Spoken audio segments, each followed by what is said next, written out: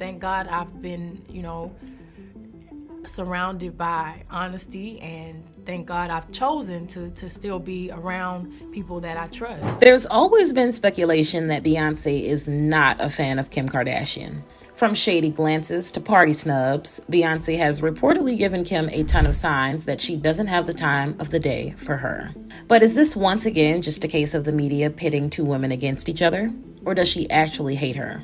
Beyonce's always been very guarded when it comes to her personal relationships, and she chooses her words wisely in public. But one thing that is for sure is that her many followers feel pretty certain that she wouldn't care if she never saw Kim again. They've spoken up on social media and on forum sites like Reddit, giving their opinion on how Kim doesn't even hold a candle to Beyonce. A lot of them think that they're just so different from each other. One of them is a mega talented icon in the entertainment industry, and the other supposedly has no talents at all. So they assume that Beyonce must just look down on Kim, whose claim to fame was an adult videotape. And they also are polar opposites when it comes to how they like to handle being in the spotlight. Beyonce is famous for wanting to keep her private life and professional life completely separate. She's super quiet when it comes to anything going on behind closed doors. And she's allegedly gone through some extreme measures to try to keep things about her and her family from ending up in the press. Meanwhile, Kim is the opposite. She has made her career out of oversharing every single detail of her personal life. I mean, just think about all the stuff she said on all her Kardashian reality TV shows over the years. Like the time she said that she'd get into bed with Britney Spears if she were paid $1 million. But apart from the obvious differences in their personalities and values, there's another big reason that must have influenced Beyonce's feelings about Kim. And it has nothing to do with her taste in men. Well, more like one specific man in her life. Her ex-husband, Kanye West. I'm sure you guys don't need a reminder of how Kanye and Jay-Z used to be super close. They were all buddy-buddy for the longest time, until, of course, they weren't anymore. There's been a lot of speculation about why they had a falling out, and both of them have dropped hints here and there over the years, with Kanye's hints being a lot louder than Jay-Z's. But obviously, the state of their relationship back when Kim and Kanye were still together would have also had an effect on how their wives got along. So when Kanye fell from the it couple's good graces, there's no doubt that Kim must have too. Of course, we don't know if Kim tried to do damage control behind the scenes, but whatever progress she might have made would have only been destroyed after Kanye's 2016 stunt at a show. E! News reported on it at the time. What happened is that Kanye was performing in Sacramento when he suddenly began ranting about Jay-Z and his wife. He claimed that he was hurt by Beyonce because he heard that she said that she wouldn't perform at the 2016 MTV VMAs unless she won Video of the Year over him and over Drake. He went on to say that sometimes people would get too caught up in the politics and forget who they were just so that they could win. Then he shifted his focus toward Jay-Z and told him to call him. He said, "Talk to me like a man." And he finished the rant about them complaining that their kids had never even played together. The following year, E! News released a report about how Jay-Z had gone on the Rap Radar podcast and claimed that Kanye had caused a rift between them by doing that. He revealed that he'd been hurt because Kanye brought his kid and his wife into it. He admitted that Kanye was like a little brother to him, and he said that he talked about him 100 times. He said, "We've gotten past bigger issues, but you brought my family into it, now it's a problem." So if that ended up affecting the relationship of these two men who used to be super close, then their two wives who were never that close to begin with weren't going to be getting on any better. One of Page Six's sources claimed that the two rappers' feud even went right back to Beyonce's dislike of Kim, and that was why Blue and North had never had a playdate. They went on to allege that Beyonce had never genuinely liked Kim. She'd mostly tolerated her because of Jay-Z and Kanye's friendship and their mutual friends. She was supposedly always a little icy to Kim. The last time they'd hung out, the minute Beyonce could leave the conversation, she did. Apparently, they always had a lot of awkward pauses. And let's not forget that Beyonce and Jay-Z never even attended Kim and Kanye's wedding, which was obviously a pretty big deal. And that was 2 years before they had their falling out. Actually, Kanye confessed in an interview with Charlamagne the God back in 2018 that things first went sour between him and the Carters when they didn't show up to witness his special day.